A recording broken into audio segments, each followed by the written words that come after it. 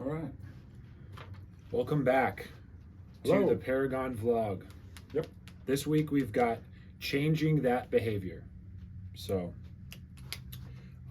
salutations here. Thanks for reading along, following along. Most importantly, those that comment are our favorite. You're the best ones. Yeah. We appreciate you those the most. Yeah. Any time that you can chime in if you want to know something. I just am writing about stuff that I'm writing about. If there's something you specifically want to know or comment on, let me know, and I've always got an opinion for everything. Yeah. And we hope you find these inspirational and give you something to think about. So if you're not, also chime in on that. Yeah, I'd be more inspired by something else. So just any type of feedback's good. So Yeah. we really like the last blog, all about behavior, and kind of this chart you'll see here. We'll describe a little bit more about that. So we're going to talk more about that and specifically how to change those behaviors. Yeah. There's actually an even better word for behavior or even lifestyle, and that is ethics. We'll discuss what is meant by ethics more in an upcoming blog, but for now, it is doing what you know you should be doing, right? That's kind of a simple definition for ethics.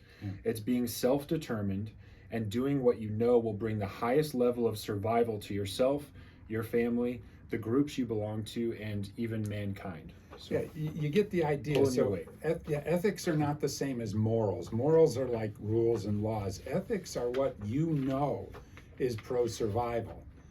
Wherever that is inside, somehow, whatever, that's the thing. So it's like, oh, I shouldn't be. I can't. Don't ask me. You do know. Jiminy Cricket's ringing the bell. Exactly. You know, yeah. Yeah, Jiminy Cricket's ringing the bell. Only your Jiminy Cricket. Sure, You absolutely. get what I was saying here. Absolutely. Yeah. And what better to be, but what better way to be happy and healthy than to keep your ethics in? You know what I mean? Yeah. If you'll recall the chart in the last blog, which I don't know that we even showcased, but this is the chart. Behavior, that's the key. That's where meaningful change begins, and it's the start of each of our journeys, behavior. If you've been coming into Paragon lately, you'll know we're kind of getting away from this top end stuff. Well, we've always kind of steered clear of that, but even some of this other stuff and trying to undercut that and get back at the things that you're doing or not doing and giving you homework on that front. That's where to like make the most inroads. So we want to start here at behavior. Most people and things you'll find, even like stuff, recommendations on the line, they start here. Number one, medication, or even two, supplementation if you're doing a little bit better. We want to work this way if we have to. Everything else kind of starts here and lives there, and that's not really that effective. So Yeah, if you're eating something that actually makes you sick, why? And I mean, not just throwing up and all the rest of the stuff. Why would you continue to eat it? And yet people do, and it's like what they need is, I need a medication that I can take that allows me to keep something that eat something my body is actually physically rejecting. Do you see how wacko that is? Once again, that's behavior, that's ethics. Right. But what would be the ultimate behavioral change a person could make if not to simply communicate, right? So that kind of fits in here. What would your life look like today if only you had said something where you were too afraid to say something? Yeah. We live our lives believing that we mustn't communicate, that something bad or perhaps even dangerous might happen if we express our thoughts or ideas.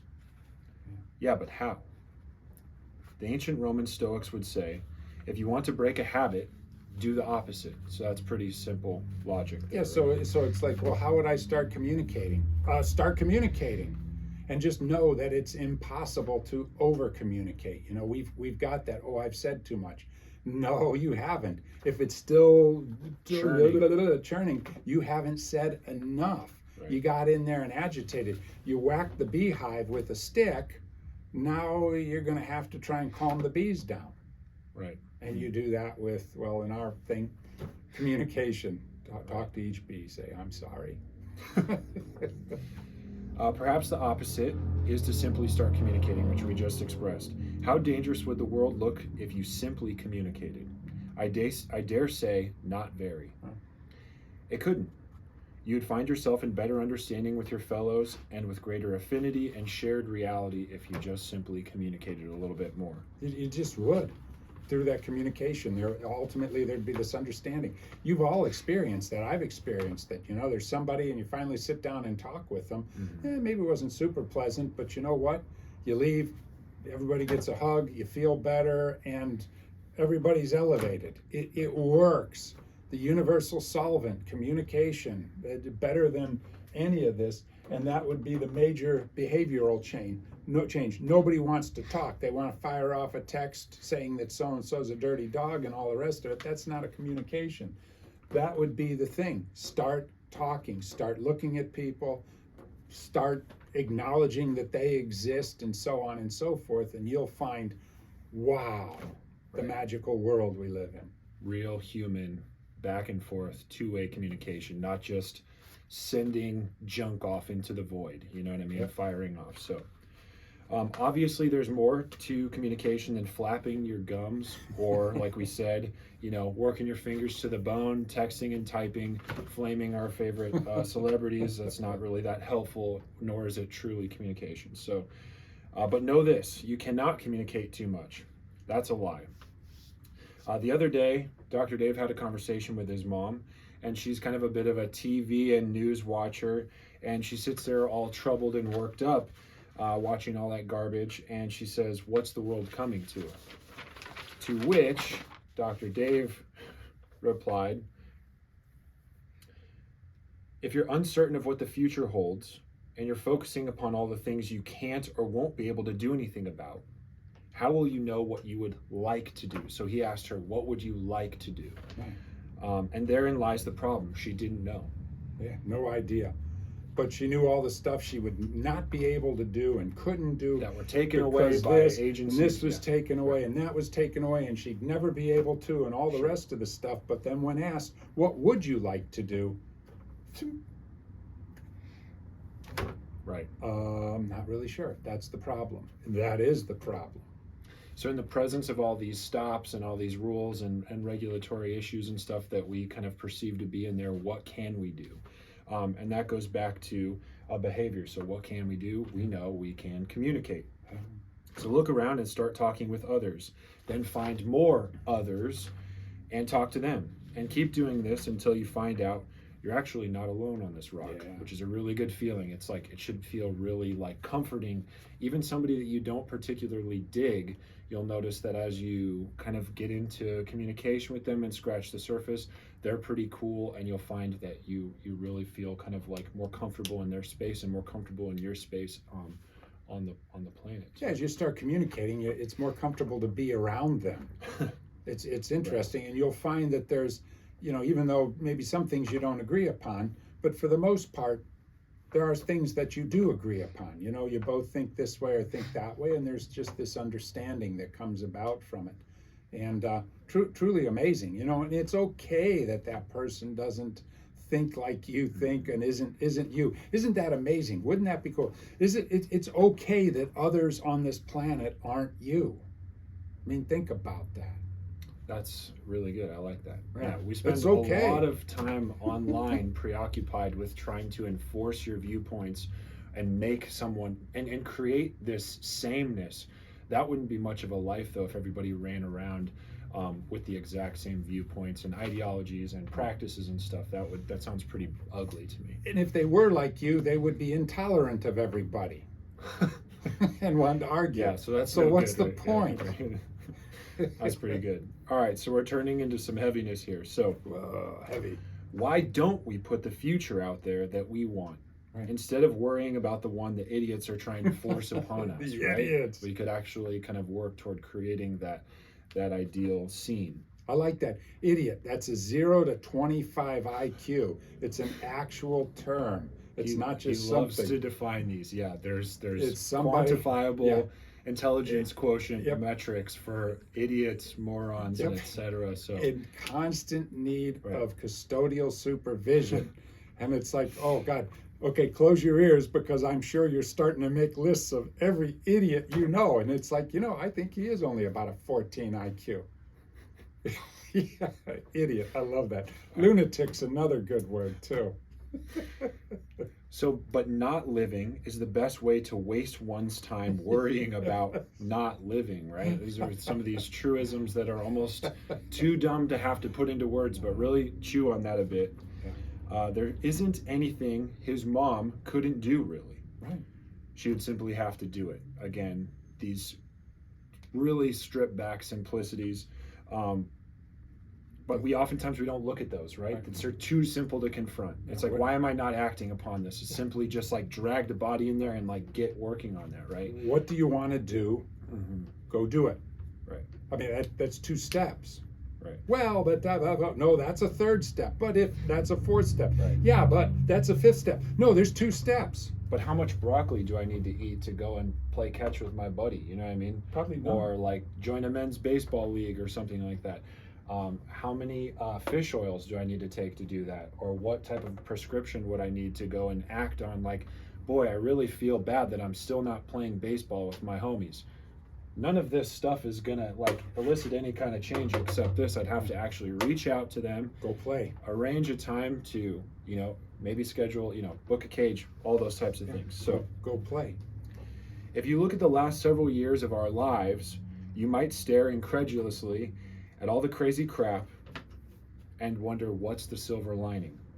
In Dr. Dave's opinion, absolutely nothing is impossible anymore, right? We've kind of pushed the limit out there so far, like, holy smokes, they couldn't say X or make us do Y, and yet we did have that kind of put upon us. So Yeah, with all the crazy crap that's been going on, there hasn't been a day that hasn't gone by in the last several years that I won't use the colorful language, but it's like you haven't looked at something and said, you've got to be crapping me. That would be the best way to put it. Hey, that's impossible. That can't happen. And there it is happening. So with all the crazy crap, we've come to the place in our lives where impossible is now impossible. Anything's possible. Just look out there. Right. So there should be no stops. right, my grandma could go hike a 14er or, whatever. Yeah. Anything, because we've taken it there. Yeah, it's not impossible anymore. So it kind of circles back. So what do you want to do? You know what I mean? What do you want to do? There's like a lot of things we ascribe to different belief systems, and we hold these podcasts near and dear, and Huberman said this and Dr. Dave said this. My God, I'll have to run around with that up. And it's like, no, man, what do you want to do? What do you want to man, do? What do you want to do? That's what it's all about. That's what's most important. And then let's get busy on it, right? Yeah. So that's the name of the game. So the only reason you're standing here and not over there where you may want to be is that you haven't actually walked over there, have you? So changing non-communication to communication, changing inaction to action, that's the treatment, that's the remedy, that's the cure for all of this stuff, is action. That's a good point. I probably should have made that point and wrote that in the blog, but I'm Yeah. glad Austin mentioned it. Yeah, Apparently he understands the blogs better exactly. than I do when I'm Yes. writing them. Then we've got another quote here. This one's from L. Ron Hubbard. Says, "Livingness is going along a certain course, impelled by a purpose, and with some place to arrive." So again, that goes back to defining that thing, right? Where do you want to be? What do you want to do? It consists mostly of removing the barriers in the channel, holding the edges firm, so creating some definition, ignoring the distortions and the noise, and reinforcing and reimpelling one's progress along the channel. That's life. So a lot of determination, a lot of putting it there, which is not fun. We want to be put there. We want to be drugged and moved, you know what I mean? That's not, but you never arrive where you want to go by being moved. You have to hold that firm and then put that there, right? It's a brutal planet. You're going to get your knuckles scraped and you're going to get some fat lips and some bloody noses. But if you want to go there, you want to get there, then that's what you do, man. You put that intention right there in that groove, and despite everything, boom, you knock all the barriers out of the way, you get there, and you arrive. And that actually is life. Kind of have to be careful saying this because I know how some of us are wired. I'm including myself in that. But I had a lady who was coming in and we're working on something. She's ramping up her walking, and now the knee is kind of just talking to her and saying, "Oh, me now, me now, me now." And kind of as we're chatting, you get at the heart of this issue, and she can kind of start to recognize that as he puts it here, a distortion. I call it noise. This is all chatter. The ambition is you need to be getting moving, restore that function. The walking must be there. That's a bare ass minimum human thing that has to stick around. So the rest of this stuff, that your toenails, are this or that, or your hair grew a little bit faster, it's literally just noise. It's a distortion. It's worth ignoring if you're pursuing something you actually want to do, right? So that goes to holding those edges. You hear it now with all these sports championships. Oh, nobody thought we could do it. Everybody said we were bad. We couldn't this, we couldn't that, and all the rest of the stuff. And it's like, yeah, maybe they did, maybe they didn't, but you pushed through and you arrived. We're getting yelled at about the clock. We don't have the 3-hour Huberman podcast. Maybe one day we will if we get some more comments from you guys. No, I'm saying. Yeah, I need a 4-hour video. But so what can you do to combat the crazy crap, right? You can live, you can flourish, you can prosper. You're not going to figure this out instantly. I'm so sorry. I'll give that to you again. You're not going to figure out insanity. That's why it's insane. But you can continue to live and push at that. If you can't live your life or put your life on hold wondering what the idiots are going to do next, that'll leave you frozen forever, right? Spoiler alert, they're going to do something insane. Oh my God, shocking, idiots, right? And insane people are going to do insane and idiotic things? Amazing. What else would an idiot do, right? They would do something that would infringe upon your rights or your ambitions and goals and make it insufferable to be around, right? That's not really cool. Push through. Are you going to wait for the insanity to go away before you start to follow your livingness? No, you'll wait an eternity to do so, right? It's not going away. Move. So, as Abraham Lincoln once said, the thing to remember during times like these is that there have always been times like these. Don't believe me? There's an interesting, though quite lengthy book for you to check out. It's called Sapiens by a guy, last name Harari, Harari. If you read a few chapters of Sapiens, within a few hours, I bet you'll realize there is nothing to worry about, and you'll start building your boat, changing the oil in your motorcycle to start on your journey around the world, or something equally awe-inspiring. Why not? The insanity will be waiting for you when you get back. You'll not have missed anything, I assure you. Yeah, it just did. Don't put the dreams on hold anymore because, and they might not, and all the rest of the stuff. If you read this, it's about the history of man from the beginning all the way up through. And as you read it, you'll just start laughing. It's like it's always been a crazy crap show. What are you waiting for? For it to not be crazy? Just go. There was some caveman burning down our state eons ago, and now there's some caveman flicking his cigarette out of the window that's going to burn down the state this summer. It'll be shocking. We've got no better at addressing this stuff. Two million it'll years, be a damn shame, that's for sure. But 2 million years later. Yeah. So he likes to say, ain't nothing happening here that hasn't already happened and is getting ready to happen again. Mm-hmm. You're kind of either coming out of a crisis in the middle of a crisis or getting ready for another one, right?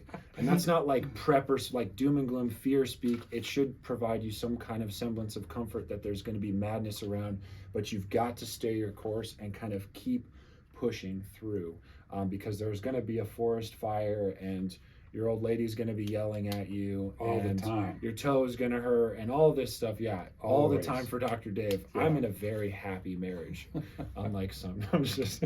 Oh my God! I don't get yelled at. Please save me. There's another amazing book. If you're still not convinced of the cyclical nature of bullcrap, it's called Land of Hope by a guy's last name Maclay, M-C-C-L-A-Y. This book starts with the beginning of our United States history and comes to present time. Again, a long read, but after a few chapters, you'll laugh, claiming you already know how this ends. Having found yourself living once again in repeated history, right? The wheel turns. And oh, by the way, we survived. So here we are again. Yeah, you will if you read those books, and you'll just sit there and it's like, oh, that's exactly what's happening. But weren't those the good old days? No, they weren't. They were always just days.